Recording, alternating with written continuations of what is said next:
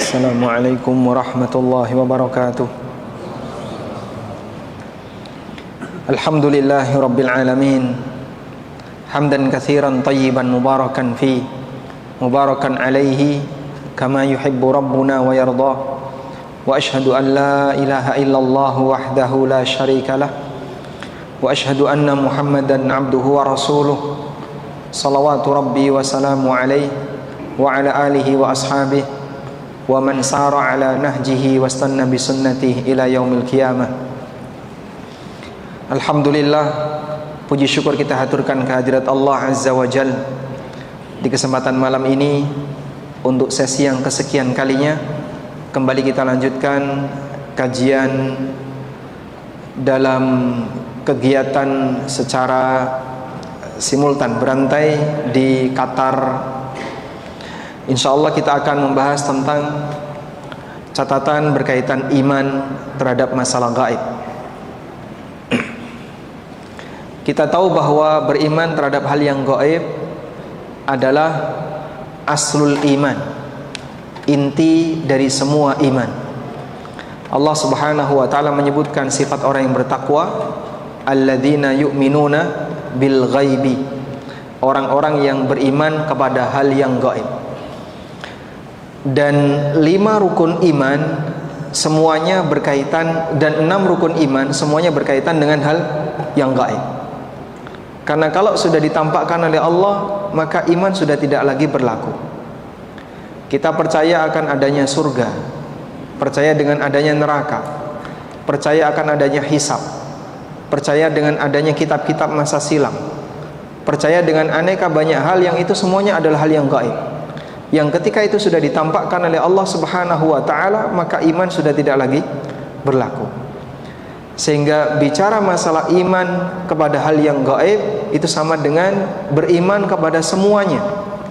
Karena semua yang kita imani dari 6 rukun iman adalah perkara yang gaib. Gaib yang tertinggi siapa, Pak? Allah Subhanahu wa ta'ala. Nabi ditampakkan oleh Allah ta'ala berbagai macam hal-hal yang gaib, tapi beliau tidak bisa melihat Allah. Sehingga pada saat Isra Mi'raj, Rasulullah SAW melihat aneka banyak kejadian-kejadian yang luar biasa. Beliau melihat aneka kejadian di langit tingkat pertama, langit kedua, dan seterusnya. Tapi ketika Anas bin Malik tanya kepada Rasulullah bertanya kepada Nabi SAW, hal ra'aita rabbak, apakah engkau melihat Rabbmu? Jawab Nabi SAW, nurun anna ara, yang aku lihat adalah adanya cahaya yang menjadi tabir, anna ara, sehingga aku tidak bisa melihatnya. Maka Rasulullah SAW ditampakkan berbagai macam hal yang gaib, tapi Allah Subhanahu wa ta'ala tidak menampakkan wajahnya di hadapan Nabi SAW saat peristiwa Isra Mi'raj. Karena itu di antara makna alladzina yu'minuna bil ghaibi adalah beriman kepada Allah Subhanahu wa ta'ala.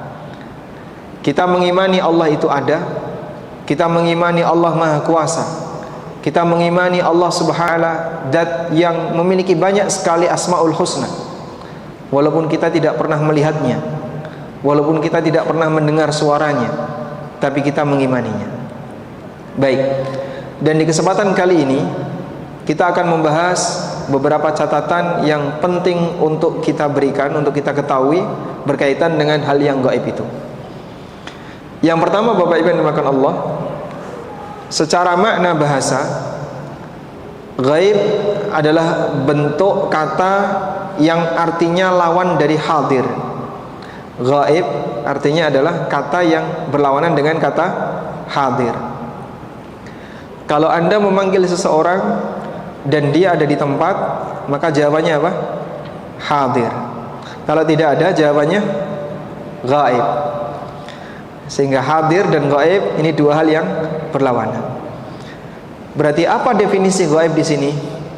Berdasarkan makna bahasa ini, maka gaib artinya adalah sesuatu yang tidak terindra, sesuatu yang tidak bisa ditangkap oleh panca indera. Tayyib. Dan makna gaib secara istilah tidak jauh dari makna bahasanya. Segala hal yang tidak bisa terindra oleh manusia itu adalah hal yang gaib. Dan nanti kita akan jelaskan tentang macam-macam hal yang gaib yang ada di sekitar kita. Selanjutnya, beberapa catatan yang mungkin nanti bisa Anda gunakan sebagai acuan. Yang pertama, bahwa tidak mengetahui hal yang gaib adalah anugerah dari Allah. Kita dijadikan oleh Allah sebagai hamba yang tidak tahu hal yang gaib.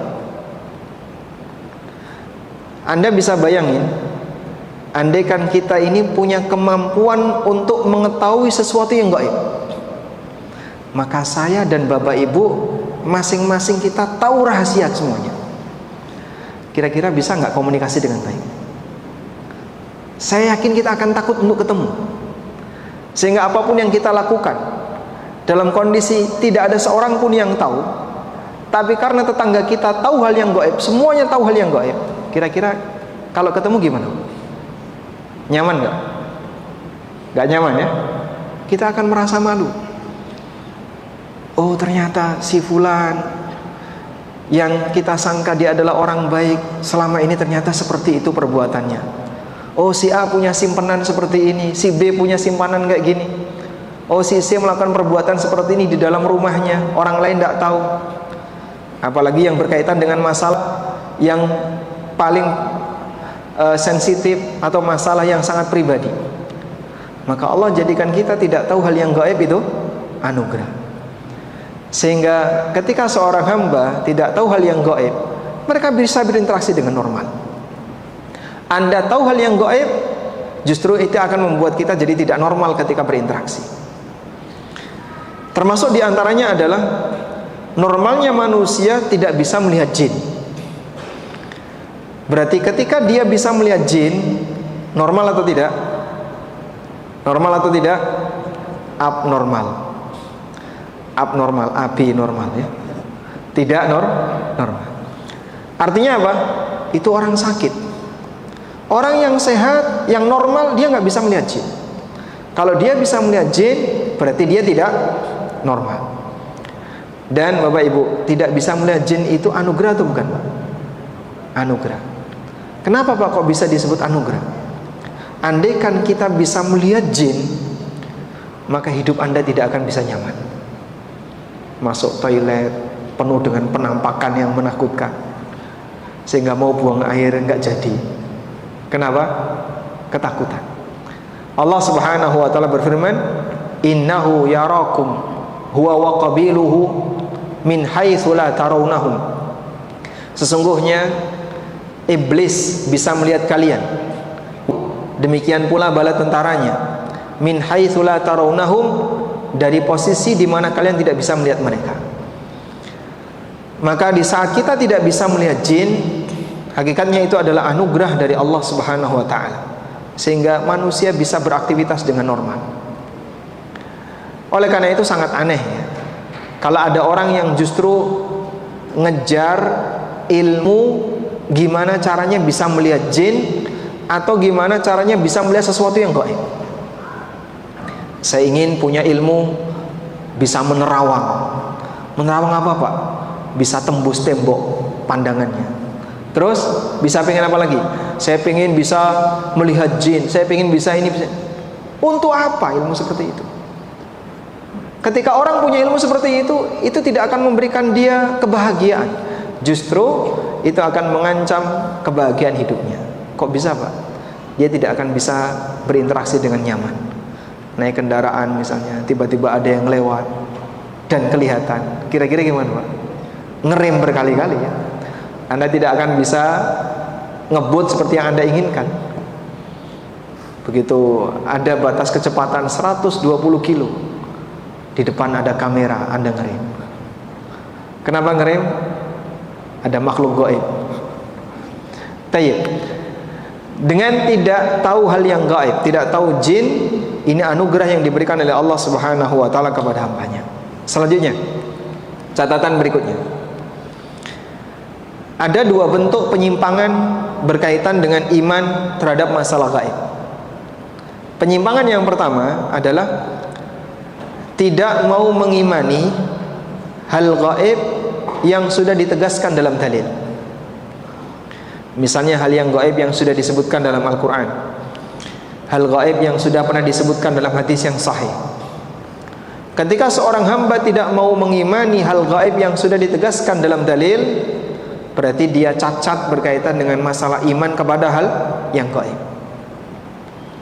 Yang kedua, penyimpangan yang kedua, mengklaim sesuatu yang gaib sementara dia tidak punya landasan.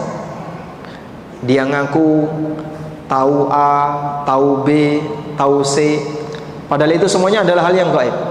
Sementara dia tidak punya dasar, tidak punya landasan. Dah? Dan dua penyimpangan seperti ini dua-duanya disebutkan dalam Al-Quran. Penyimpangan yang pertama, ada orang yang tidak mau meyakini hal yang gaib, sehingga bagi dia sesuatu itu ada jika terlihat dan bisa terindra. Kalau tidak terindra, berarti tidak ada. Orang musyrikin Quraisy, mereka tidak mau beriman akan adanya kehidupan yang kedua pasca kematian. Karena menurut mereka, kalau orang itu sudah mati, maka dia akan hancur jasadnya jadi tanah. Bagaimana mungkin Allah Subhanahu wa taala akan menghidupkan kembali? Dan ini hal yang gaib yang mereka tidak mau mengimaninya.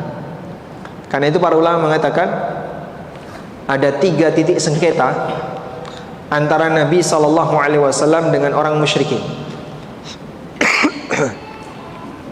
Sengketa yang pertama adalah berkaitan dengan keesaan Tuhan. Mereka tidak mau mengakui kalau Tuhan cuma satu. Seharusnya Tuhan itu berbilang, tidak boleh satu. Makanya ketika Nabi SAW mendakwahkan la ilaha illallah, mereka mengatakan aja'alal alihata ilahan wahida inna hadha la syai'un ujab. Apakah Muhammad mau menjadikan Tuhan yang banyak itu tinggal satu saja? Inna hadza la syai'un ujab. Sungguh ini adalah hal yang sangat mengherankan. Mereka merasa terheran kalau ada orang yang mendakwahkan keesaan Tuhan.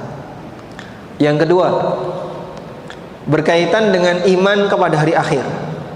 Orang musyrikin tidak mau mengakui, sampai mereka bersumpah atas nama Allah. Wa aqsamu billahi jahda aymanihim la yab'atsullahu may yamut. Mereka bersumpah atas nama Allah dengan sumpah yang sungguh-sungguh bahwa Allah tidak akan membangkitkan orang yang sudah mati. Ini titik sengketa yang kedua. Titik sengketa yang ketiga berkaitan dengan masalah nubuwah. Mereka tidak mau mengakui Nabi Muhammad SAW sebagai utusan Allah. Sehingga pada saat perjanjian Hudaybiyah, Rasulullah SAW menulis min Muhammadin Rasulillah, utusan dari orang musyrikin. Mereka bilang, kalau kami setuju dengan perjanjian ini, berarti sama halnya kami mengakui posisi kamu sebagai utusan Allah. Kalau kami mengakui kamu sebagai utusan Allah, ngapain selama ini kami memusuhi kamu? Hapus. Akhirnya Nabi SAW meminta untuk menghapusnya. Nyuruh Ali bin Abi Thalib, hapus. Ganti dengan min Muhammadin bin Abdillah, bukan Rasulillah. Karena mereka tidak mau mengakui Nabi Muhammad SAW sebagai utusan Allah. Saat beliau berdakwah di Taif, kemudian beliau mendatangi Abdi Yalil dan beberapa saudaranya. Lalu mereka mengatakan, apa enggak ada orang yang lebih hebat dibandingkan kamu yang jadi nabi? Masa orang seperti ini kok jadi nabi? Sehingga mereka tidak mau mengakui Nabi SAW sebagai utusan Allah. Baik, 3 ini merupakan titik sengketa utama antara Nabi Muhammad SAW dengan orang musyrik. Nah, salah satunya adalah berkaitan dengan iman kepada masalah hari akhir. Mereka tidak mau mengimani hari akhir. Manusia setelah mati tidak akan dibangkitkan kembali oleh Allah Subhanahu wa taala. Karena itu Rasulullah sallallahu alaihi wasallam seusai perang Badar, Nabi sallallahu alaihi wasallam mengumpulkan mayat-mayat orang musyrikin, lalu dimasukkan ke dalam salah satu lubang. Kemudian beliau ceramah. Dalam ceramah itu Nabi sallallahu alaihi wasallam mengatakan, "Hal wajadtum ma wa'ada rabbukum haqqan?" Wahai orang musyrikin, yang mereka sudah jadi bangkai, mereka sudah mati, apakah kalian telah menjumpai kebenaran dari janji Allah kepada kalian? Qad wajadna ma wa'ada rabbuna haqqan. Dan kami telah menjumpai kebenaran dari janji Allah Subhanahu wa taala kepada kami. Sehingga Nabi sallallahu alaihi wasallam menyampaikan, apakah kalian setelah mati sudah menjumpai perkara gaib yang dulu kalian ingkari, bahwa akan ada kehidupan yang kedua pasca kematian? Setelah mereka mati, diceramai oleh Nabi sallallahu alaihi wasallam seperti itu. Nah, artinya orang musyrikin mengingkari hal gaib yang sudah ditegaskan dalam dalil. Lalu setelah mati dinyatakan oleh Nabi sallallahu alaihi wasallam, sekarang kalian menjumpai apa yang dulu Allah Subhanahu wa taala telah sebutkan kepada kalian? Ya, tentu saja jawabannya mereka telah menjumpainya. Baik, di saat yang sama ada orang yang mengklaim sesuatu yang gaib tapi tanpa dasar. Dia mengklaim A, mengklaim B, mengklaim C, padahal itu hal yang gaib dan tidak punya dasar. Contohnya apa, Pak? Klaimnya Yahudi. Yahudi mengklaim bahwa besok di yaumil qiyamah mereka akan diselamatkan oleh Allah dari neraka dalam waktu yang lebih singkat. Wa qalu lan tamassana an-naru illa ayyaman ma'duda. Qul attakhadtum 'indallahi ahdan. Mereka mengatakan, kita tidak akan tersentuh neraka kecuali hanya beberapa hari saja. Qul attakhadtum 'indallahi ahdan. Katakanlah wahai Muhammad, apakah Allah telah mengambil perjanjian dengan kalian? Mereka mengklaim sesuatu yang gaib tapi mereka tidak punya bukti. Baik, sehingga di sana ada fenomena pelanggaran yang dilakukan oleh manusia berkaitan dengan masalah iman kepada hal yang gaib. Yang pertama apa tadi, Pak? Tidak mau mengimani hal yang gaib. Yang kedua, mengklaim sesuatu yang gaib tanpa dasar. Karena itulah Allah Subhanahu wa taala melarang ketika orang menyebut sesuatu secara detail padahal tidak ada penjelasannya dari dalil. Contohnya di surat Al-Kahfi terjadi perdebatan berapa jumlah ashabul kahfi. Ada yang mengatakan salasatun rabi'uhum kalbuhum wa yaquluna khamsatun sadisuhum kalbuhum wa yaquluna rajman bil ghaib wa yaquluna sab'atun wa thaminuhum kalbuhum. Ada yang bilang ashabul kahfi itu 3 orang, yang keempat anjingnya. Ada yang bilang ashabul kahfi itu 5 orang, yang keenam anjingnya. Ketika Allah menyebutkan perdebatan ini, Allah mengatakan rajman bil ghaib. Mereka hanya nebak-nebak hal yang gaib. Ada orang yang sudah memperdebatkan mengenai jumlah ashabul kahfi padahal Allah tidak pernah ceritakan. Allah hanya bercerita ada sekelompok pemuda yang jumlahnya lebih dari 2, tapi pastinya berapa wallahu alam, yang mereka bersembunyi di dalam gua dalam rangka menyelamatkan iman. Detailnya seperti apa? Allah tidak kasih penjelasan. Tapi ada sebagian orang yang nebak-nebak. Ada yang bilang 3 orang, ada yang bilang 5 orang, ada yang bilang 7 orang. Sehingga Allah mengatakan rajman bil ghaib, yang nebak-nebak itu semuanya hanya nebak hal yang gaib karena tidak punya dasar. Baik. Selanjutnya, catatan berikutnya berkaitan dengan macam-macam hal yang gaib. Pembagian hal yang gaib bisa dilihat dari beberapa sudut pandang. Yang pertama, pembagian hal yang gaib dilihat dari kesempatan bagi manusia untuk mengetahuinya ketika di dunia. kesempatan bagi manusia untuk bisa mengetahuinya ketika di dunia. Maka dalam hal ini terbagi menjadi dua. Yang pertama adalah gaib mutlak, yang kedua gaib nisbi. Gaib mutlak artinya sesuatu hal yang gaib yang tidak mungkin bagi manusia bisa mengetahuinya ketika di dunia, karena Allah jadikan ini sebagai rahasianya, sehingga hamba baru bisa mengetahui setelah kejadian. Itulah gaib mutlak. Contohnya apa, Pak? Contohnya seperti yang disebutkan di akhir dari surat Luqman, innallaha indahu ilmus sa'ah wa yunazzilul ghaitha wa ya'lamu ma fil arham wa ma tadri nafsun madza taksibu ghada wa ma tadri nafsun bi ayyi ardin tamut innallaha alimun khabir. Di akhir dari surat Luqman. Di situ Allah menyebutkan berapa? 5 hal yang gaib. Apa saja ini? Yang pertama, tentang kapan kiamat.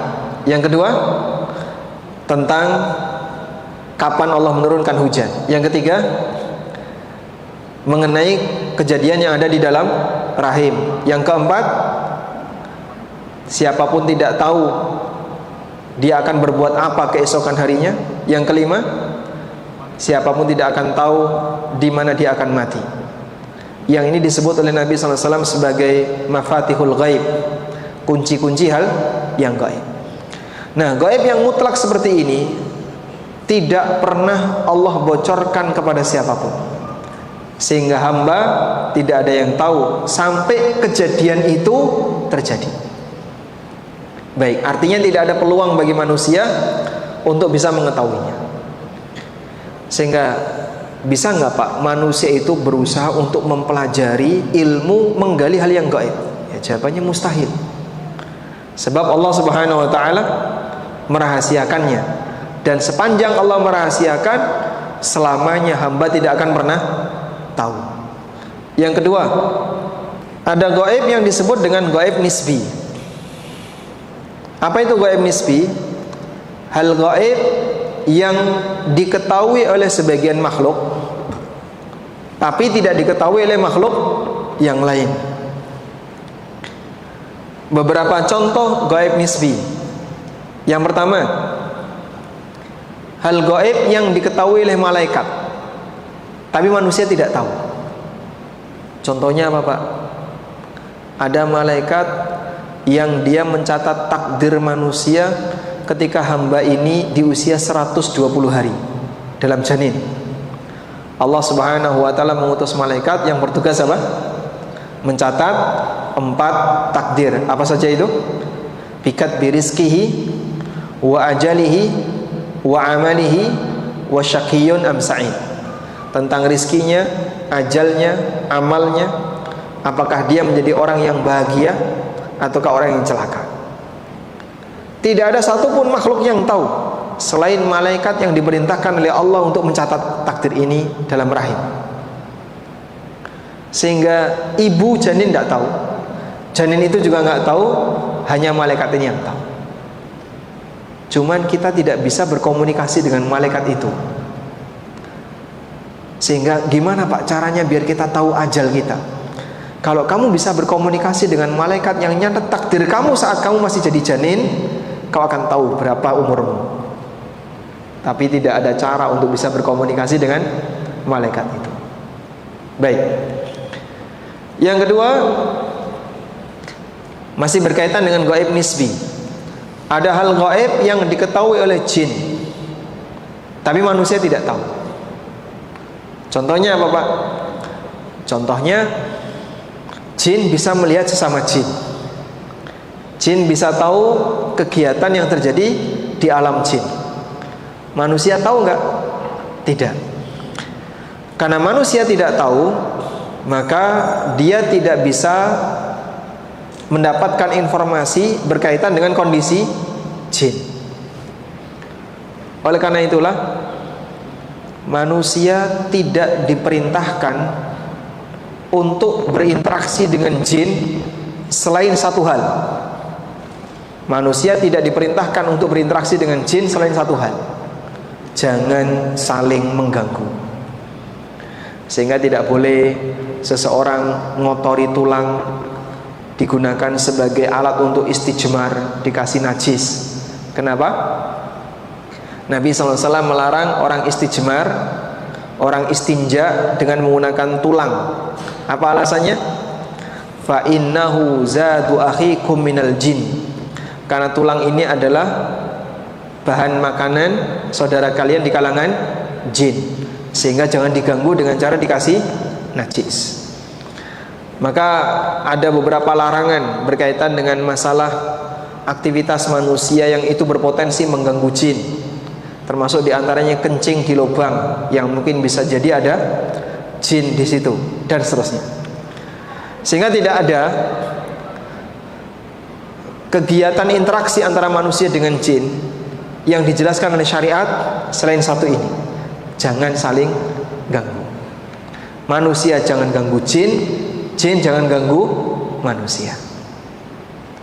Sebab Allah Subhanahu wa taala memutus dua alam ini agar tidak terjadi interaksi. Baik.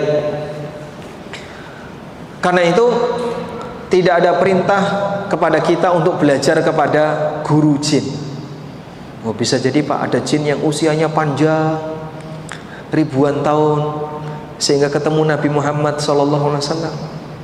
Berarti kan dia jin sahabat. Ada salah satu tokoh yang punya pemahaman-pemahaman menyimpang. Dia menulis sebuah buku, judulnya Mu'jam Ashabin Nabi SAW Minal Jin, ensiklopedi nama sahabat Nabi SAW dari kalangan jin.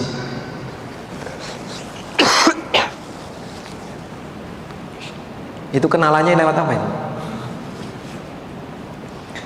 Tapi itu ada bukunya, Mu'jam Ashabin Nabi SAW Minal Jin, ensiklopedi nama para sahabat, daftar para sahabat dari kalangan jin.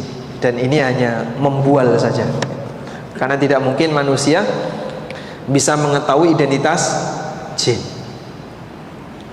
Walaupun mungkin ada informasi bahwasanya jin itu punya usia yang panjang, sehingga barangkali dia ketemu dengan ulama-ulama masa silam.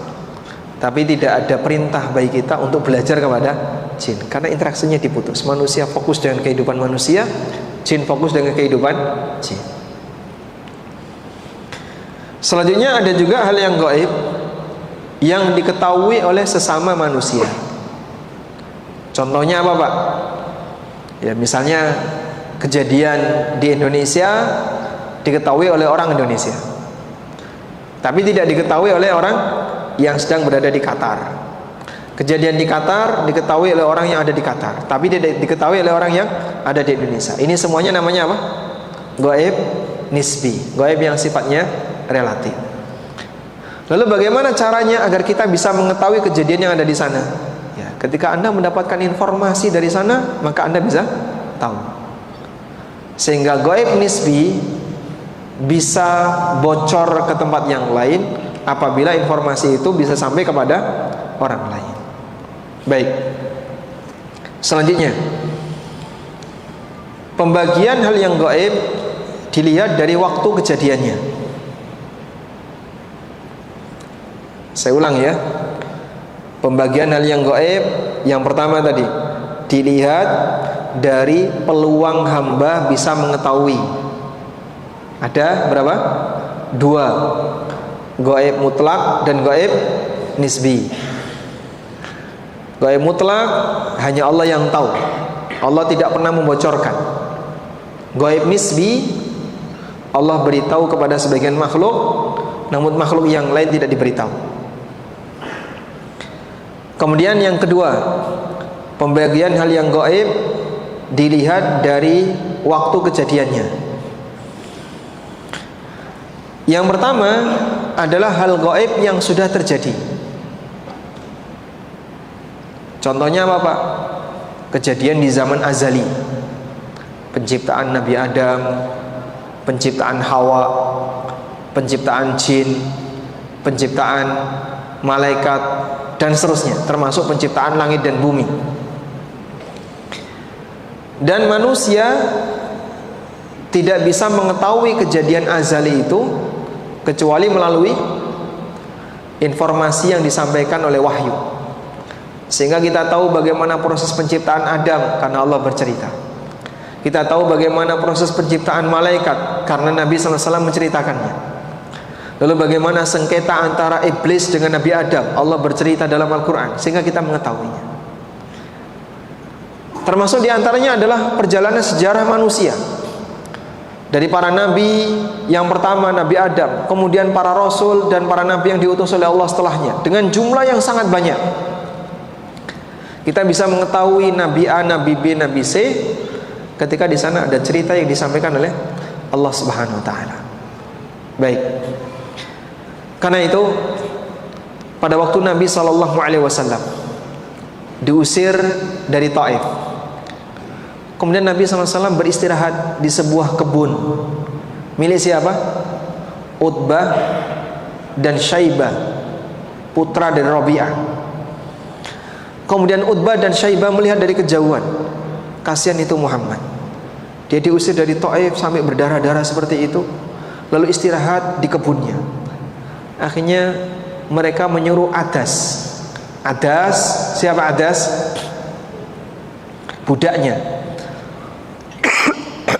Mereka nyuruh Adas, wahai Adas, kirimkan standan anggur ini kepada orang itu.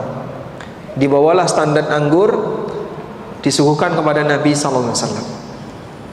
Saat Nabi SAW makan, mengambil satu biji, Rasulullah SAW membaca Bismillah. Kata Adas, kalimat ini tidak diucapkan oleh penduduk sini. Baru pertama kali Adas mendengar kalimat Bismillah. Lalu Nabi SAW tanya, dari mana kamu?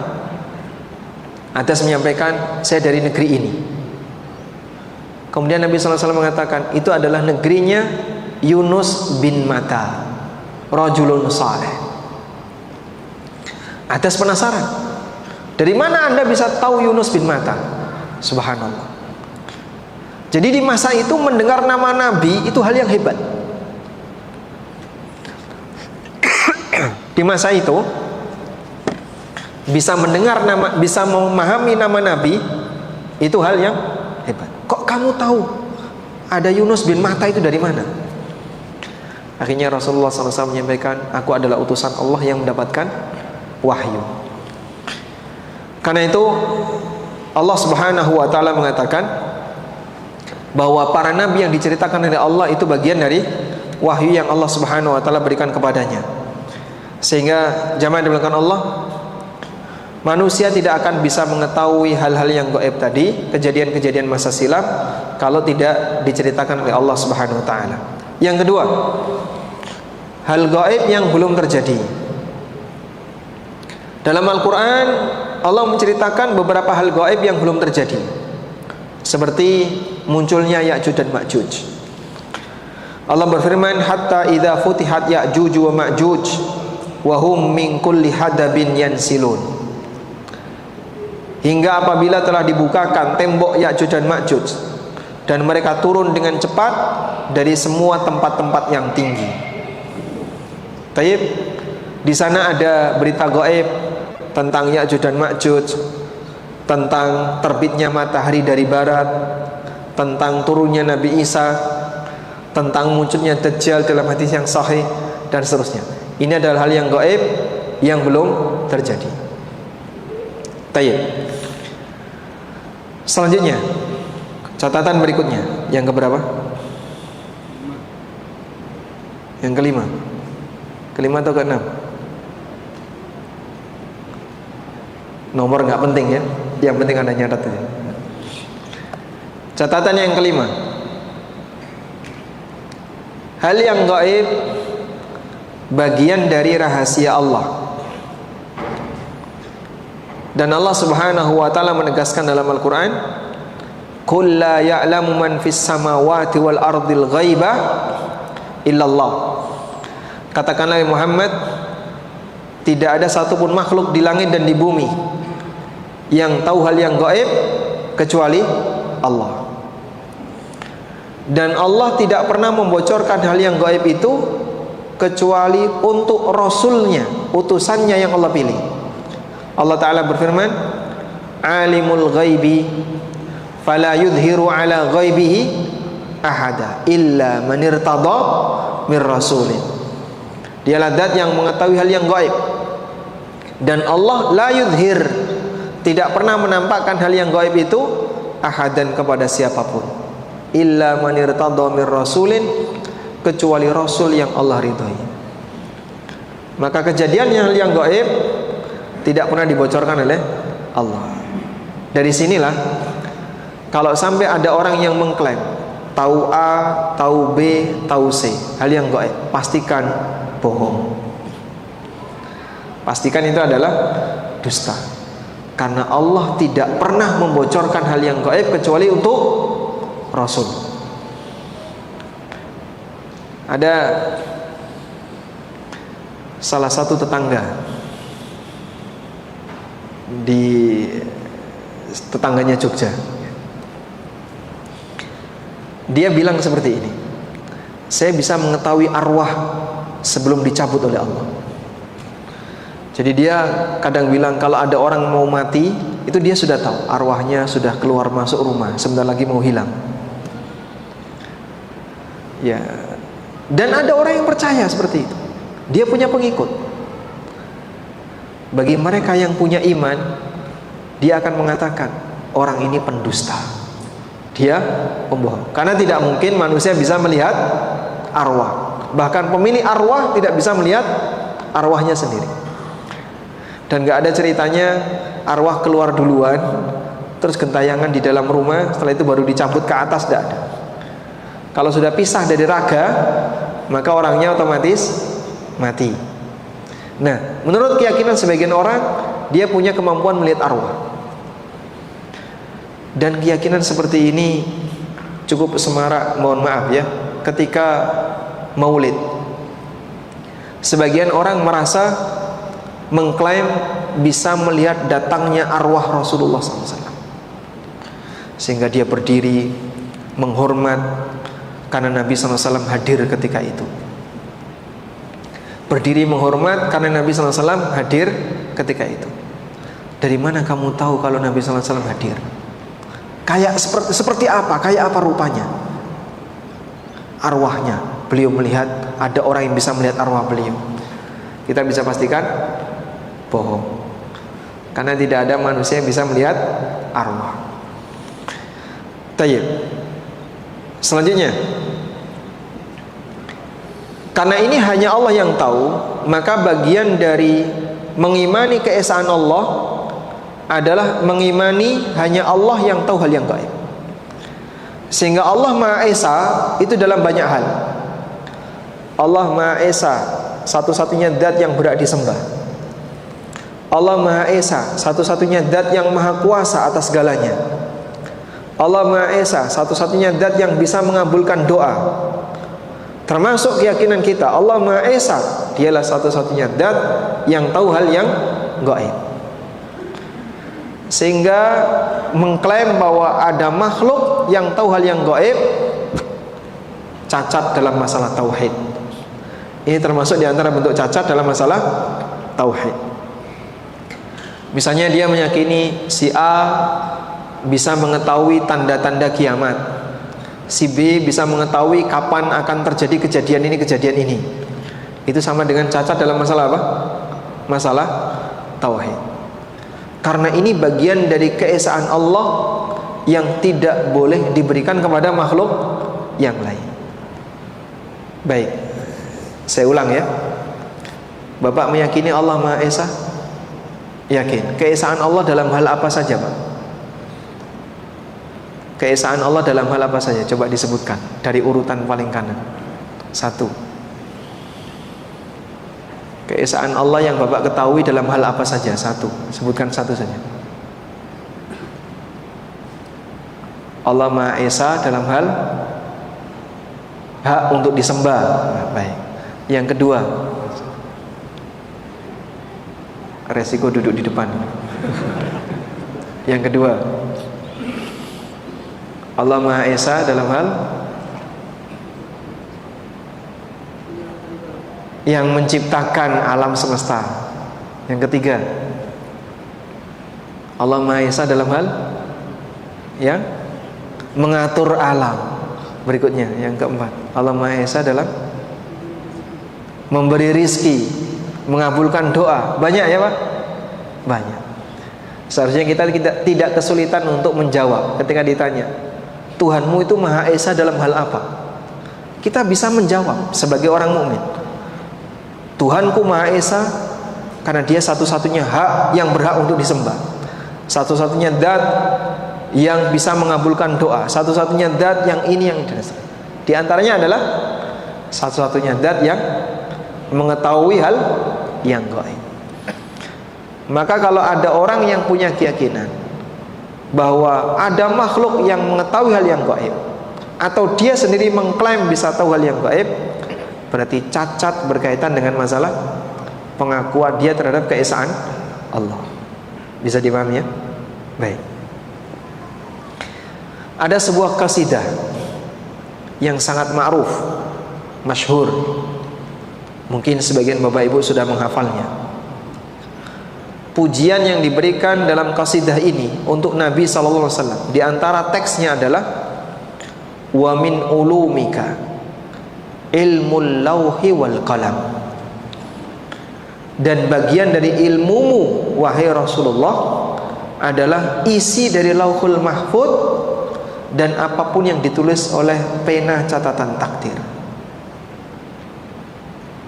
Kalau Nabi Muhammad SAW dinyatakan dalam pujian ini, beliau mengetahui isi lauhul mahfud dan mengetahui semua yang dicatat oleh pena catatan takdir. Terus yang milik Allah mana Pak? Yang Allah tahu tapi Nabi Muhammad SAW tidak tahu, itu yang mana? Ya, semuanya diketahui oleh Nabi Muhammad SAW. Berarti ilmu Allah dengan ilmu Nabi sama. Terus bedanya Tuhan dengan makhluk di mana? Bedanya Khalik dengan makhluk di mana kalau kayak gini?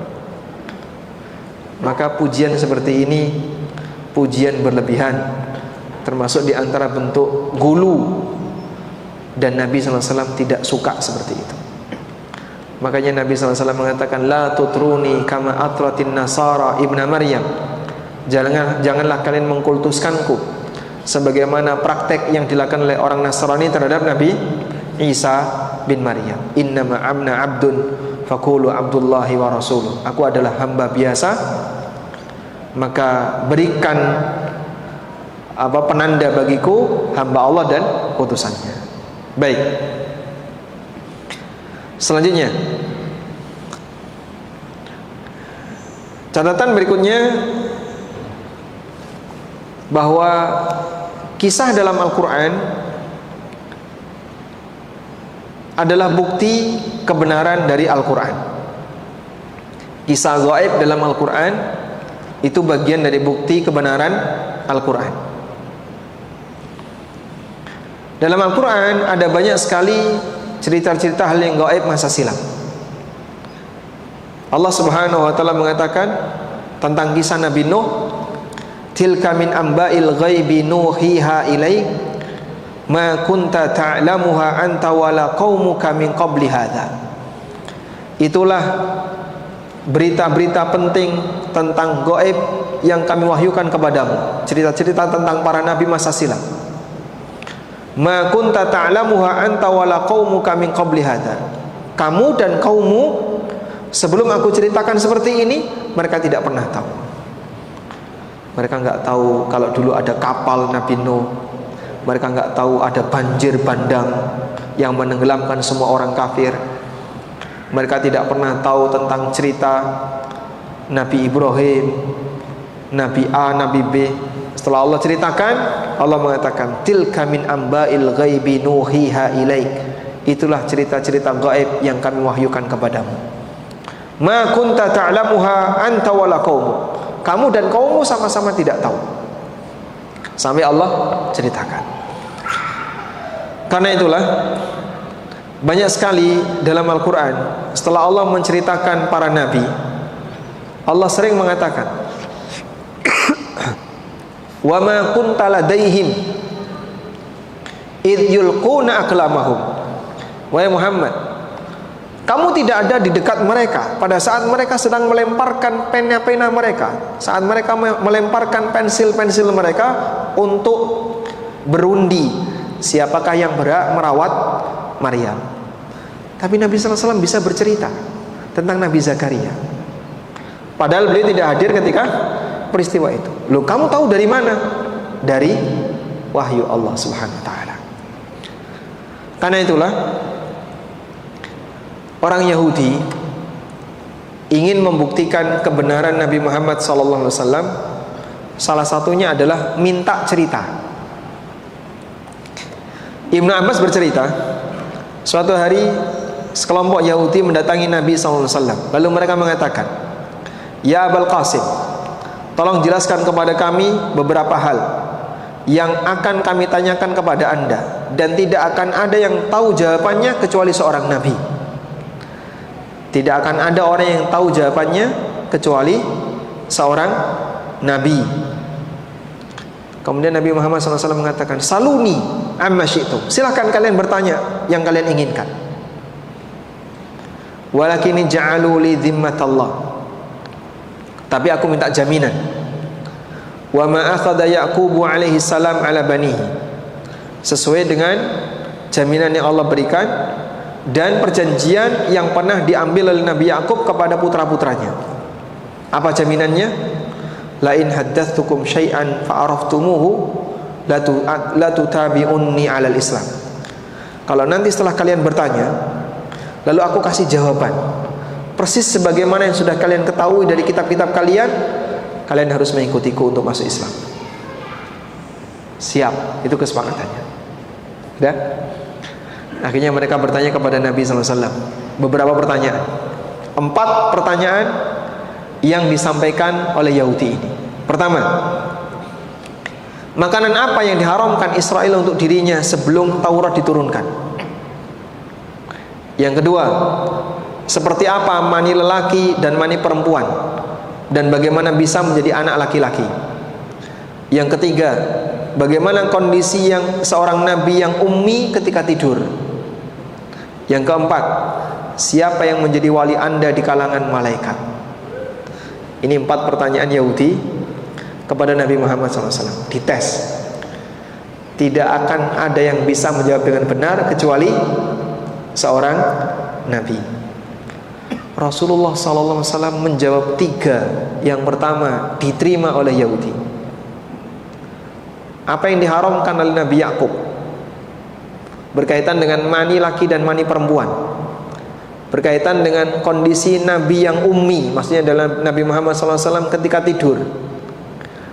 Dalam Taurat ada penjelasan bahwa nabi yang terakhir itu nabi yang ummi, dan nabi yang ummi ini matanya tidur, hatinya tidak tidur.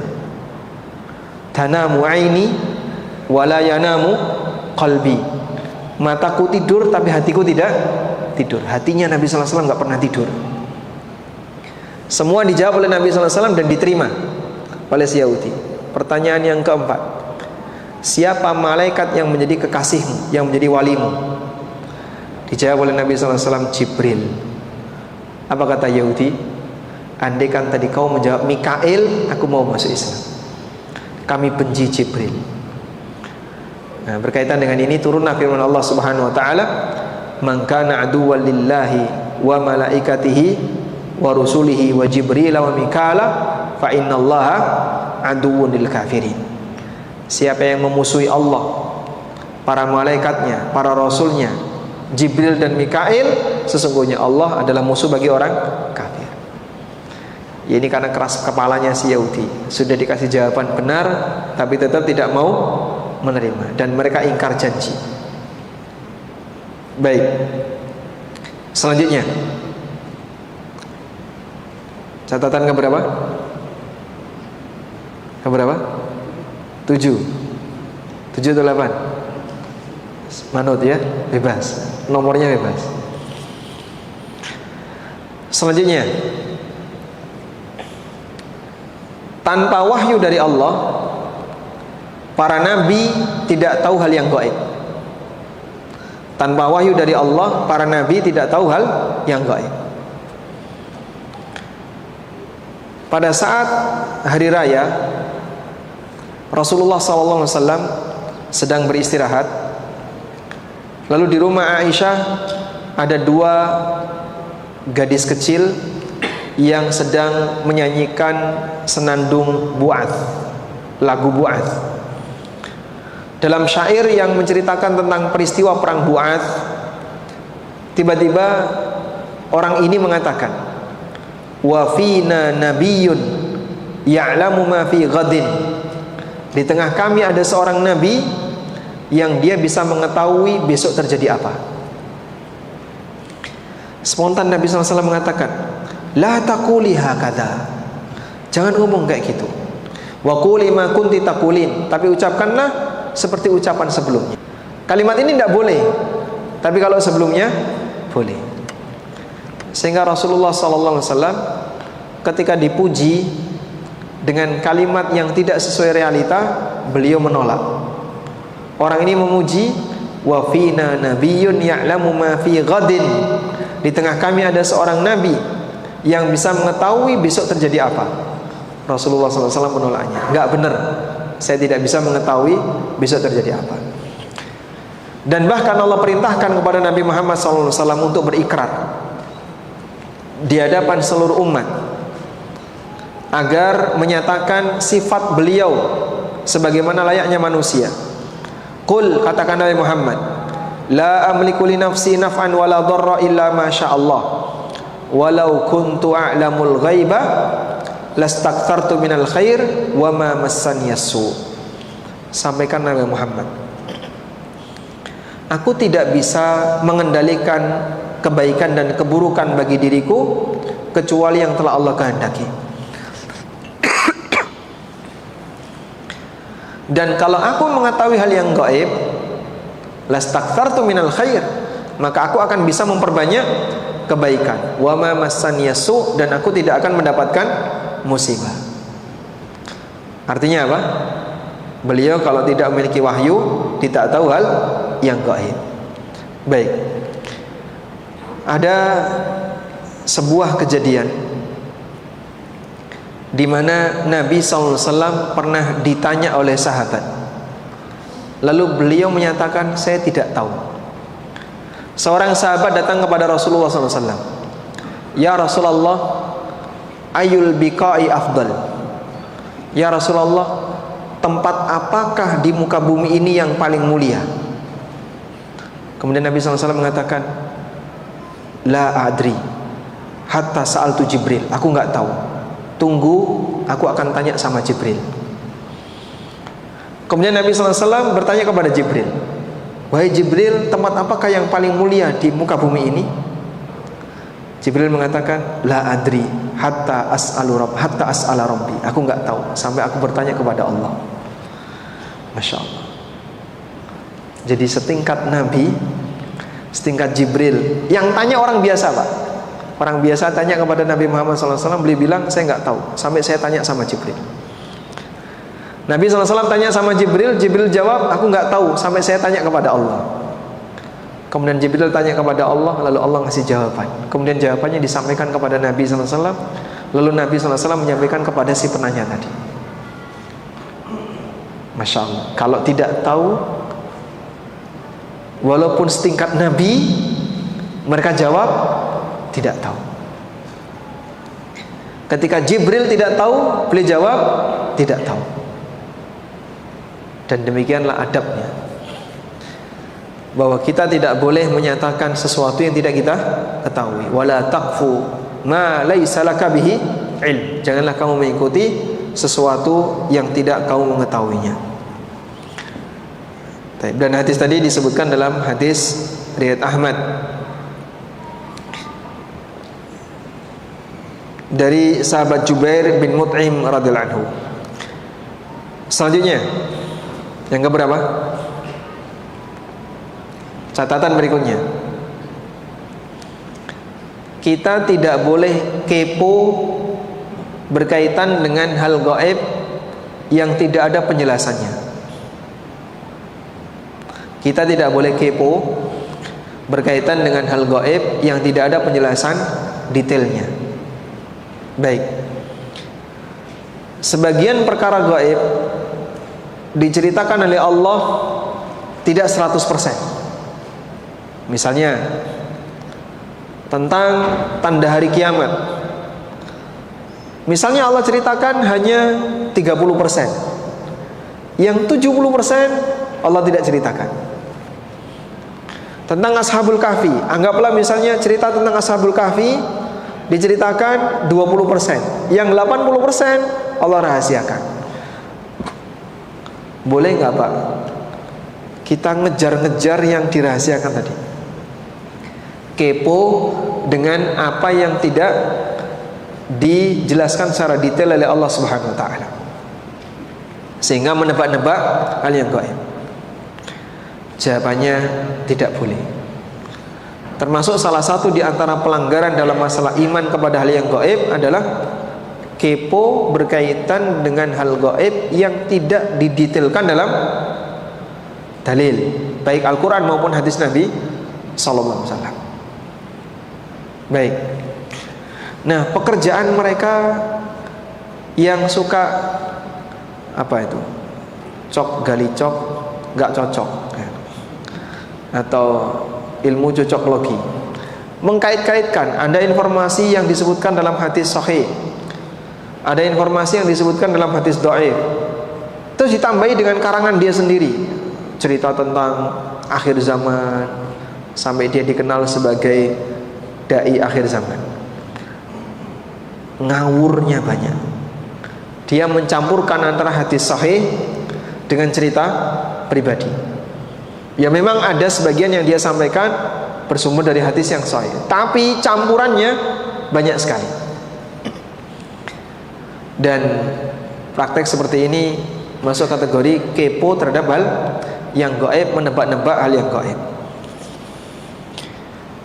Allah Subhanahu wa taala menceritakan para rasul, sebagian diceritakan oleh Allah dan banyak yang tidak diceritakan. Wa rusulan qad qasasnahum 'alaika min qablu wa rusulan lam naqsushum 'alaik. Ada rasul yang kami ceritakan kepada kalian dan banyak rasul yang tidak kami ceritakan kepada kalian. Dan sahabat tidak kepo. Ya Rasulullah, rasul siapa saja yang tidak diceritakan oleh Allah dalam Al-Quran? Coba tolong diceritakan kepada kami. Sahabat tidak kepo demikian. Kalau dikasih cerita mereka terima, kalau nggak dikasih cerita mereka tidak minta. Karena hal yang gaib, para sahabat tidak banyak bertanya. Karena itulah Imam Ahmad pernah ditanya oleh Ibrahim Al-Harbi, apakah benar Nabi Khidir dan Nabi Ilyas itu masih hidup? Dan apakah benar keduanya bisa melihat kita, serta kita bisa mendapatkan riwayat dari mereka berdua? Kemudian jawaban yang disampaikan oleh Imam Ahmad, man ahala ala ghaibin lam yunsif minhu wa ma alqa hadza illa syaitan. Kata beliau, siapa yang menekuni masalah gaib yang tidak ada keterangannya dalam dalil, lam yunsif minhu, dia tidak akan bisa bersikap proporsional dalam masalah ini. Wa ma alqa hadza illa syaitan, dan tidak ada yang membisikkan berita-berita seperti ini selain setan. Sehingga orang dibuat pengen menggali lebih detail, pengen menggali lebih dalam tentang hal-hal gaib yang tidak ada sumbernya. Akhirnya gimana? Dia sibuk dengan sesuatu yang sebenarnya dia tidak butuh untuk mengetahuinya. Misalnya pengen tahu dengan detail jumlah Ashabul Kahfi, namanya siapa saja. Kemudian waktu tidur itu kepalanya ada di mana, di utara atau di selatan. Lalu makanan yang dikonsumsi Ashabul Kahfi itu apa, kok bisa awet muda? Ditiru bisa nggak? Tidak bisa. Gaib berkaitan dengan masalah tembok Ya'juj dan Ma'juj. Di mana temboknya kita cari. Terus kalau ketemu gimana? Kita bom. Maksudnya gimana? Biar nanti tidak muncul di akhir zaman. Sudah dibinasakan sejak sekarang, dijatuhi bom nuklir. Mungkin nggak? Mungkin atau tidak? Selamanya tidak mungkin. Allah merahasiakan tembok Ya'juj dan Ma'juj, dan tidak ada satupun makhluk yang tahu pasca peristiwa Raja Dzulqarnain yang Allah ceritakan di surat Al-Kahfi. Terus Raja Dzulqarnain itu nama aslinya siapa? Kemudian seperti apa bentuk orangnya? Di zaman Nabi siapa? Ada nggak Nabi yang menyertai Raja Dzulqarnain? Nah, itu semuanya kepo, hal yang baik. Kamu tahu seperti ini manfaatnya apa? Al-Quran cerita tentang kejadian itu, tapi tidak detail. Cukup kau terima apa adanya. Itulah qanaah berkaitan dengan masalah ilmu. Allah membagi ilmu kepada hamba sesuai dengan yang Dia kehendaki. Dan orang yang qanaah berkaitan dengan masalah ini, dia tidak akan kepo dengan cara menggali apa yang bukan wewenangnya. Baik. Al-Hafidz Ibnu Katsir menyebutkan perbedaan pendapat ulama mengenai posisi gua Ashabul Kahfi. Ada yang mengatakan gua itu berada di dekat daerah Ailah. Ada yang menyebutkan di kota Nineve. Ada yang menyebutkan di daerah Balqa.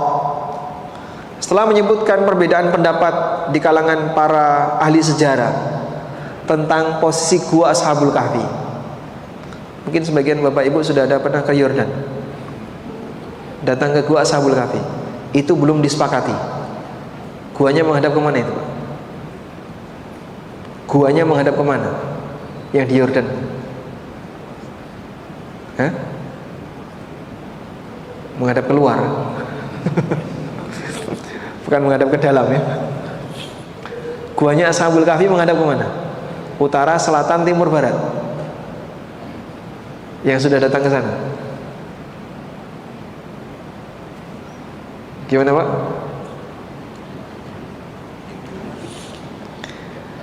Kalau di Al-Quran, Allah Subhanahu wa ta'ala menyebutkan tentang posisi matahari terbit dan tenggelam.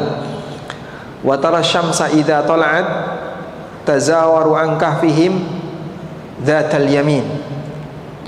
Dan kau lihat matahari ketika terbit, tazawaru an kahfihim dzatal yamin, dia terbit dari posisi sebelah kanan. Wa idza gharabat taqriduhum dzatas shimal, tapi ketika tenggelam menyinari dari arah kiri. Terbit dari kanan, ketika terbit menyinari dari kanan, ketika tenggelam menyinari dari kiri. Berarti kira-kira menghadap kemana?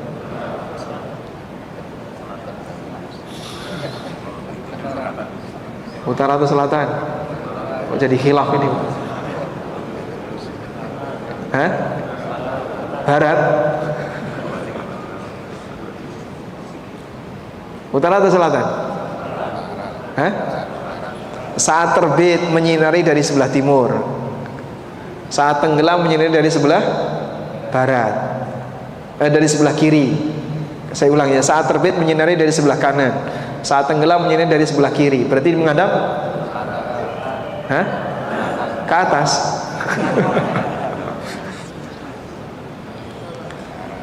Ulama beda pendapat. Apakah menghadap ke utara atau ke selatan? Cuman di Yordan itu menghadapnya ke selatan, searah dengan arah kiblat masjid. Sehingga waktu saya sampai ke sana, loh, bayangan saya menghadap ke utara, kok sampai di situ menghadap ke selatan?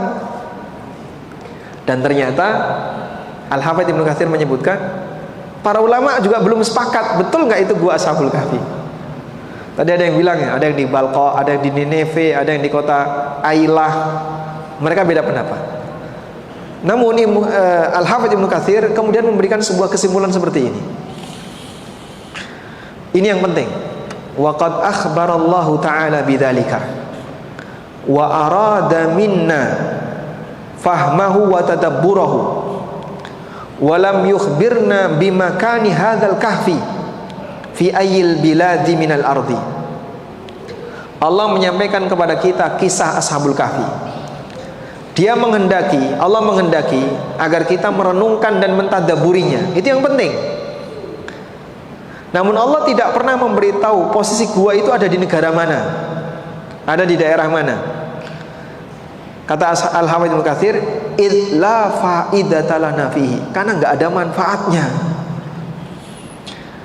Wala qasda syar'iyyin, dan tidak ada tujuan syariat berkaitan dengan pentingnya tahu tempat.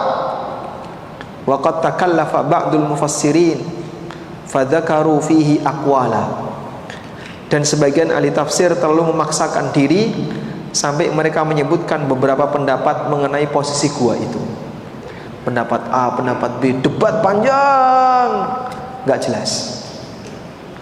Kata Ibnu Katsir, nggak ada manfaatnya.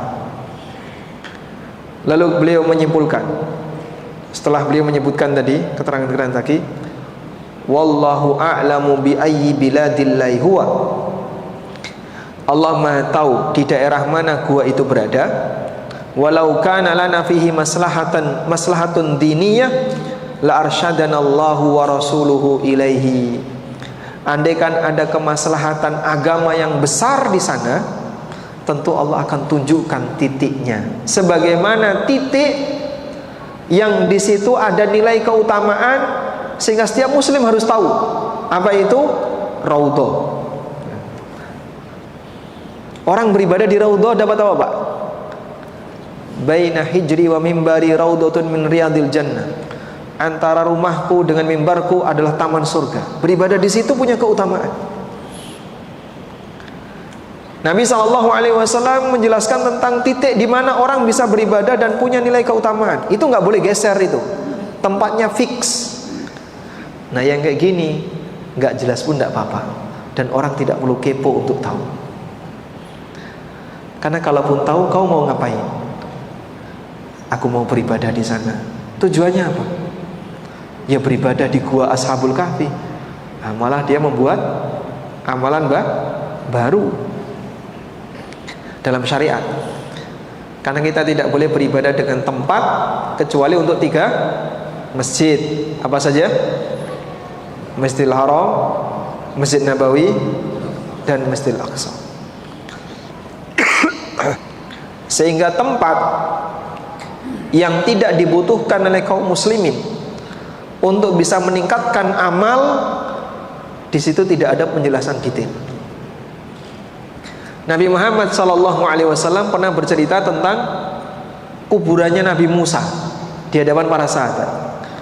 Lalu apa yang beliau sampaikan? Walau kuntu thamma, kalau aku ada di sana, aku akan tunjukkan kepada kalian di mana posisi kuburan beliau. Dan ketika itu beliau di Madinah. Apakah Rasulullah SAW ketika berangkat ke Tabuk, padahal sudah sampai di daerah Tabuk ya, tinggal jalan sebentar saja sudah masuk daerah Syam, apakah beliau kemudian ngajak para sahabat? Ya sudahlah, karena pasukan Tabuk semuanya sudah lari. Sesampainya Nabi SAW di Tabuk kan tidak ada pasukan yang dihadapi. Orang musyrikin, orang kafir, mereka lari sebelum Nabi SAW tiba. Ya sudah, karena tidak ada pasukan yang dihadapi, sekalian saja kita city tour daerah Syam, nyari kuburan-kuburan para nabi yang katanya ada banyak di daerah Syam. Apakah Nabi SAW melakukan itu, Pak? Tidak. Padahal beliau tahu di mana titik kuburannya Nabi Musa alaihissalam. Tapi Rasulullah SAW tidak datang ke sana untuk memberitahu para sahabat, inilah kuburannya Nabi Musa. Dan sekarang kuburan Nabi Musa ada berapa? Ada berapa kuburan Nabi Musa? Ada 2 kan ya? Di Palestina ada, di Yordan ada. Yang benar yang mana, Pak? Di Yordan kan ada itu plakat makam Nabi Musa ke arah Wadi Musa. Di Palestina juga ada kuburan Nabi Musa. Terus yang benar yang mana? Baik, yang seperti ini karena tidak ada nilai keutamaan, maka Rasulullah SAW tidak menjelaskannya. Dan ribuan nabi dimakamkan, dikuburkan, dan kita nggak tahu tempatnya ada di mana. Makanya para ulama mengatakan, dari sekian banyak kuburan nabi, yang pasti hanya satu, Nabi Muhammad SAW, tidak ada yang lain. Ada kuburan Nabi Ibrahim, ada kuburan Nabi Syuaib. Datang ke kuburan Nabi Syuaib, Pak, di Yordan ya, yang besar itu. Terus ada kuburan Nabi Yusha yang panjang gitu. Datang ke sana di Yordan. Sudah? Itu benar nggak, Pak? Wallahu a'lam. Satu-satunya kuburan yang bisa kita pastikan tempatnya fix valid hanya kuburan Rasulullah SAW, karena beliau dimakamkan di rumahnya Aisyah radhiyallahu anha. Baik. Nah, prinsip yang tadi disampaikan oleh Al-Hafidz Ibnu Katsir ini penting, sehingga beliau menyampaikan bahwa menimbang asas kemaslahatan dalam masalah syariat, hal yang tidak jelas, yang gaib, yang tidak pasti, kita tidak perlu kepo. Biarkan hal yang gaib tetap jadi hal yang gaib, karena itu adalah hak Allah untuk merahasiakannya. Dan kamu jangan kepo sampai diberi oleh Allah Subhanahu wa ta'ala sebagian dari ilmu gaib tadi melalui wahyu yang dijelaskan oleh Nabi SAW, baik dalam Al-Quran maupun hadis Nabi SAW. Dan masih banyak catatan berkaitan dengan hal yang gaib. Saya sudah tuliskan ini, insya Allah nanti kita bagikan. Total dari catatan yang saya tuliskan di sini ada berapa ini?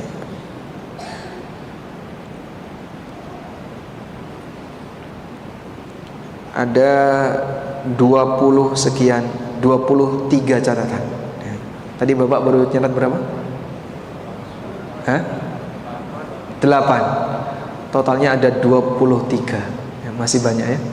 Berarti nanti bisa dibaca sendiri. Kita akan share dan bagikan tulisan berkaitan dengan catatan hal yang gaib.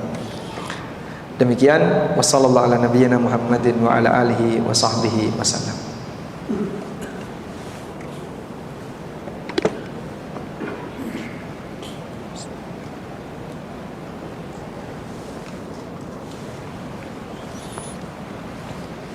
Alhamdulillah.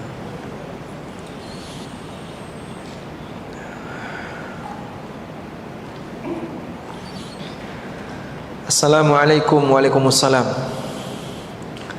Terkait bayar PBB dengan bunga bank, apakah diperbolehkan? Ini apa hubungannya dengan hal gaib?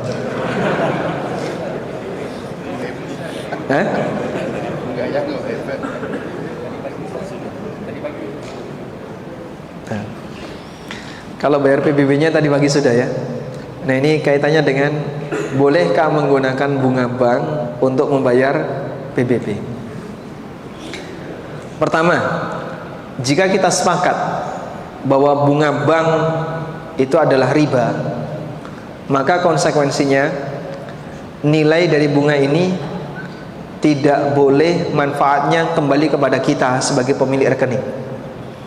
Bunga ini tidak boleh manfaatnya kembali kepada kita. Ini yang pertama. Yang kedua, PBB yang ditetapkan oleh pemerintah, pajak bumi dan bangunan yang ditetapkan oleh pemerintah, itu adalah kewajiban masing-masing rakyat yang memiliki properti tersebut untuk dia bayarkan. Sudah? Sehingga ketika dia bayar itu, konsekuensinya nanti akan ada sebagian dari hartanya yang berkurang. Yang ketiga, berdasarkan dua premis tadi, maka jika kita memanfaatkan bunga untuk bayar PBB, berarti sama dengan kita mendapatkan manfaat dari riba yang ada di rekening kita. Dan memanfaatkan riba untuk kepentingan pribadi termasuk kategori perbuatan yang salah, makan riba, dan ini dilarang. Oleh karena itu, bolehkah membayar PBB dengan bunga bank? Jawabannya tidak boleh. Kewajiban pribadi Anda untuk menyelesaikan PBB itu dengan uang pribadi, sehingga tidak boleh uang pribadinya bertahan lalu dipakai bayar adalah uang riba. Wallahu a'lam.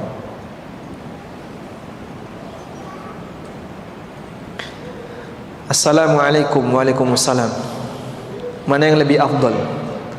Belajar tauhid dulu atau belajar akhlak? Karena fenomena zaman sekarang banyak sekali yang sudah mengaji tapi minim akhlak. Kita ini belajar tidak ada batas waktu. Untuk semua ilmu dipelajari secara estafet tanpa batas waktu. Sehingga tidak ada ceritanya begini ya. Belajar akhlak selesai sampai usia anggaplah 15 tahun. Sudah? Setelah itu tidak dipelajari lagi sampai tua. Karena sudah ganti dengan materi-materi yang lain. Pemahaman seperti ini keliru. Sebagaimana pula ketika kita belajar masalah fikih. Oh, saya sudah belajar fikih khatam. Berapa kitab? 3 kitab. Minhajul Muslim, Fikih Muyassar, Al-Wajiz misalnya. Sudah khatam. Sampai usia 12 tahun. Terus setelah itu tidak pernah belajar lagi. Sudah ganti materi yang lain. Nggak kayak gitu. Nah terus yang benar gimana Pak? Semua materi pelajaran itu dipelajari tanpa batas waktu. Sehingga dulu kita belajar adab, sekarang kita belajar adab, dan nanti kita akan terus belajar adab. Kita belajar tauhid, dulu kita belajar tauhid, sekarang belajar tauhid, dan terus kita akan belajar tauhid. Sebab ilmu semuanya harus dipelajari dalam kurun waktu yang panjang. Baik. Selanjutnya masalah prioritas waktu. Lebih duluan mana? Belajar adab atau belajar tauhid? Belajar akhlak atau belajar tauhid? Alhamdulillah, kalau kita perhatikan masyarakat Indonesia, Malaysia, Singapura dan yang lainnya, secara umum mereka sudah mendidik akhlak kepada anaknya sejak masih bayi. Sehingga diajari sopan santun, diajari ramah kepada sesama, kasih sayang kepada sesama, dan seterusnya. Itu sudah didoktrin sejak kita masih kecil. Bahkan orang tua kita sudah mendoktrin kita untuk hal-hal yang baik tadi sejak kita masih balita. Artinya pelajaran adab itu sifatnya insting yang diberikan oleh orang yang beradab kepada generasi yang beradab berikutnya. Sepanjang dia adalah manusia yang berperadaban, maka dia akan mengajarkan adab. Walhamdulillah secara umum sudah kita mendapatkan itu. Walaupun tanpa dalil. Walaupun tanpa dalil. Sehingga orang tua misalnya ngajari kita sopan kepada orang lain, pakai dalil nggak Pak? Nggak pakai dalil. Kemudian ngajari kita untuk ramah kepada yang lain, pakai dalil enggak? Enggak pakai dalil. Walaupun tanpa dalil. Tapi secara pendidikan adab kita sudah memilikinya. Baik. Lalu kita sempurnakan dengan cara diingatkan pakai dalil. Tujuannya apa? Biar motivasinya itu bertambah. Sehingga sebelumnya kita belajar adab, motivasinya hanya biar kamu dihormati orang, maka kamu harus menghormati orang. Setelah itu kita belajar adab dengan dalil. Motivasinya ini sesuai sunnah Nabi SAW. Ada nilai tambahan pahala nggak? Ada. Nilai tambahan pahala itu didapatkan ketika yang bersangkutan punya dalil. Walhamdulillah, lembaga-lembaga pendidikan Islam yang mereka sudah melek dengan sunnah saat mengajarkan adab, baik di TK, di SD, semuanya berdasarkan dalil. Misalnya sering dibacakan hadis tentang masalah la taqdab walakal jannah. Itu anak usia 4 tahun hafal. Hadis ar-rahimuna yarhamuhumur rahman. Orang yang penyayang akan disayangi oleh Zat yang Maha Ar-Rahman. Itu anak kelas 5, anak kelas 5 SD bahkan sebelumnya sudah hafal. Walhamdulillah. Jadi pendidikan adab mereka sudah memilikinya. Baik, tapi Pak, kenapa kok banyak orang, banyak anak yang kurang berakhlak? Karena pengaruh akhlak buruk lebih dominan dibandingkan pengaruh akhlak baik. Bukan karena materi adab yang kurang, tapi karena pengaruh racunnya lebih dominan. Sehingga dalam jasadnya seperti ada nutrisi plus racun, tapi racunnya ini dominan.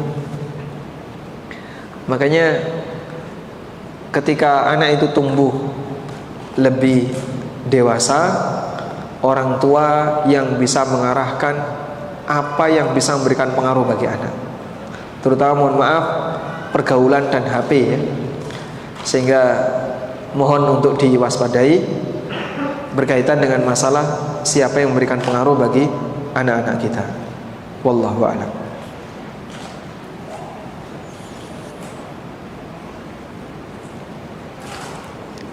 Assalamualaikum. Waalaikumsalam. Apakah benar ada orang yang punya indera keenam yang sering disebut orang indigo? Apakah benar dia bisa melihat makhluk lain? Apakah benar orang seperti itu orang yang dihinggapi dalam tubuhnya ada jin yang bersarang dalam diri orang tersebut? Saya bisa melihat makhluk lain selain manusia. Nyamuk, lalat, kucing, itu makhluk lain, Pak. Nah, baik, tidak ada manusia yang punya indera keenam. Namun yang ada adalah jin menampakkan diri kepada orang itu. Sehingga mengenai anak indigo, itu bukan karena dia lebih hebat dibandingkan yang lain. Ini tidak normal. Maka tidak normal itu berarti cacat atau bukan? Cacat. Sehingga dia sakit. Karena itu diobati untuk dinormalkan. Caranya gimana, Pak? Ya gimana caranya biar jin yang ganggu dia itu tidak keterusan untuk ganggu, yang selalu menampakkan diri kepada si anak ini. Itulah cara yang benar dalam memahami fenomena anak indigo.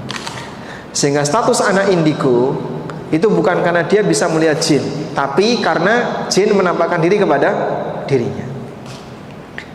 Dan kenyataannya banyak di antara anak indigo akhirnya terganggu konsentrasinya, karena dia sering melihat wajah-wajah yang tidak karuan ya, penampakan-penampakan yang menakutkan, sehingga membuat dia jadi nggak fokus. Waktu saya kerja di UFIT, ada salah satu mahasiswa dari Malang, dan beliau alhamdulillah sudah ngaji sunnah cukup lama. Datang ke tempat kami konsultasi tentang kemampuan dia dalam melihat sesuatu yang nggak bisa dilihat oleh manusia biasa, ya jin tadi ya. Dia bilang, bagi saya sudah biasa. Jadi kalau melihat pocong, lihat penampakan A, penampakan B biasa. Tapi ada satu yang saya itu sering kaget. Apa itu? Ngebling. Jadi dia itu ngebling, bling bling bling bling, tiba-tiba ngebling di depannya, bling. Itu yang sangat mengganggu bagi dia. Sehingga kalau dia masuk ke toilet lihat penampakan yang nggak karuan, dia sudah biasa, saking seringnya. Tapi yang mengganggu bagi dia itu yang ngebling-ngebling tadi.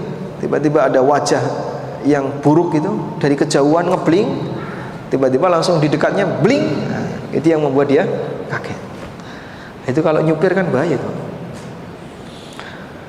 Akhirnya dia minta syarat gimana caranya untuk bisa sembuh. Ya saya sampaikan, coba kamu belajar tauhid, dzikir pagi petang. Masya Allah Pak Ustadz, alhamdulillah saya sudah ngaji sunnah dalam. Ketika mahasiswa dia sudah ikut kajian-kajian sunnah, sudah kajian tauhid, dzikir pagi petang itu ya sudah jadi rutinitas yang tidak pernah ketinggalan. Ya sebenarnya kamu sudah melakukannya, tapi tetap nggak bisa hilang. Ya sudah, begini saja. Mungkin jin itu akan selalu mengikutimu dimanapun kau berada. Dan saat kau ngomong dia dengar. Saat kau ngomong dia dengar. Sampaikan kepada jin itu, lanjutkan usaha kamu untuk menggangguku, nanti tak tuntut di akhirat. Sampaikan itu kepada jin. Silakan lanjutkan. Kalau kau mau mengganggu terus silakan, nanti akan aku tuntut di akhirat. Hanya itu pilihan terakhir. Mau gimana lagi? Karena dia sudah diusir pakai ruqyah, nggak mempan-mempan. Dia sudah meruqyah dirinya sendiri, sudah kajian tauhid, belajar tauhid, Zikir pagi petang nggak pernah ketinggalan. Tinggal satu kesempatan. Ini preman yang tidak kelihatan. Sampaikan kepada dia. Kalau tetap seperti ini, ganggu kayak gini, tuntut nanti di akhirat. Ya, terus dia bilang, sebentar Pak Ustaz, di belakang antum ada asap keluar. Jadi dia melihat di belakang saya ini keluar asap banyak sekali. Ya, saya nggak melihat apa-apa, tapi dia melihat seperti itu. Terus no, karepmu. Nanti tak tuntut di akhirat. Karena kalau mereka beriman kepada akhirat, beriman dengan adanya kehidupan pasca kematian, model ancaman seperti itu, ultimatum seperti itu, terkadang bisa memberi pengaruh. Maka tinggal itu pilihan yang terakhir. Wallahu a'lam.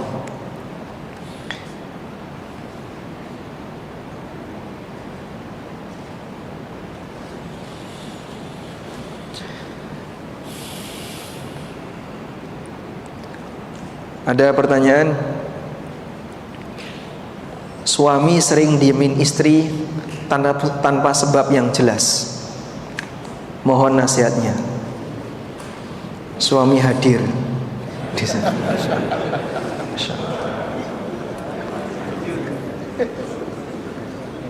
Kalau tahu hal yang gaib bahaya nih Pak. Kita jadi tahu siapa orangnya ya.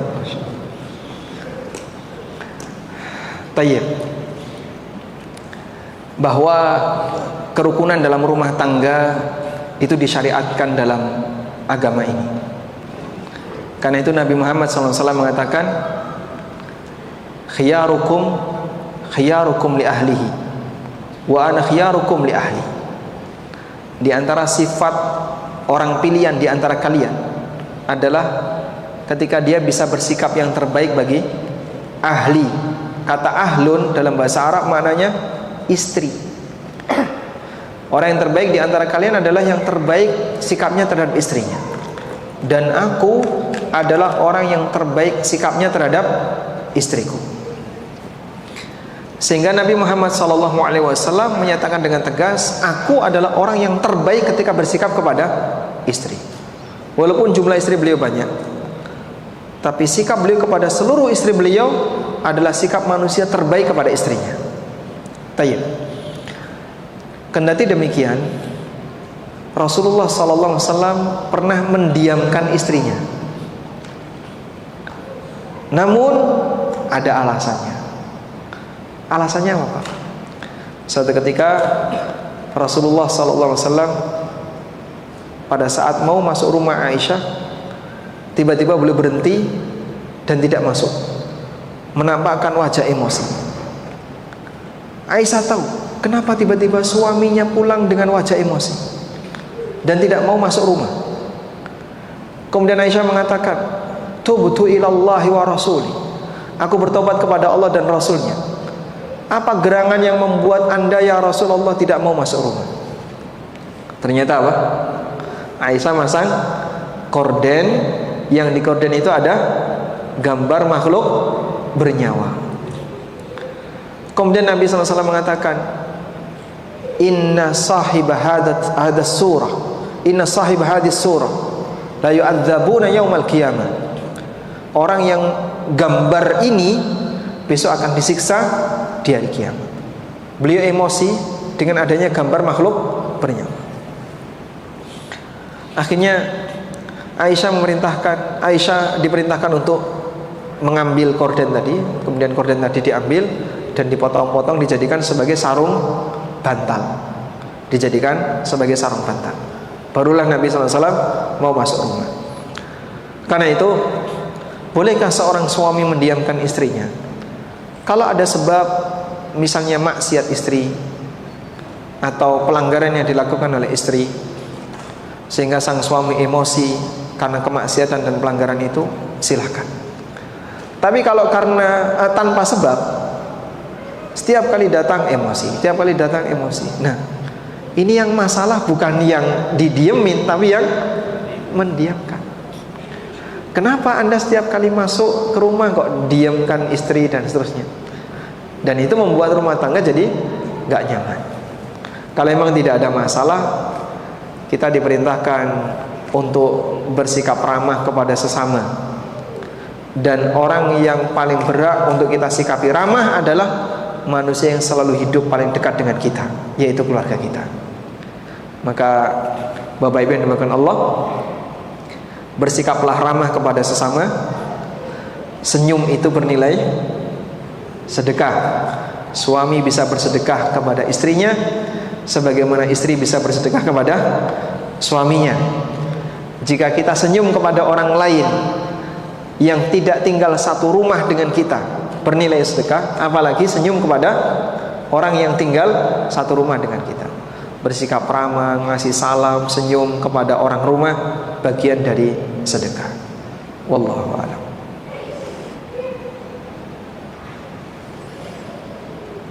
Sampai jam berapa?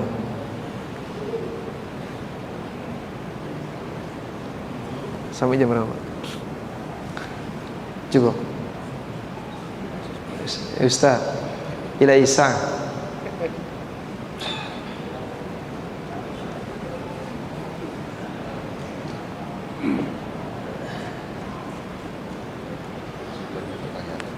Ya? Naktu ibadah. Baik.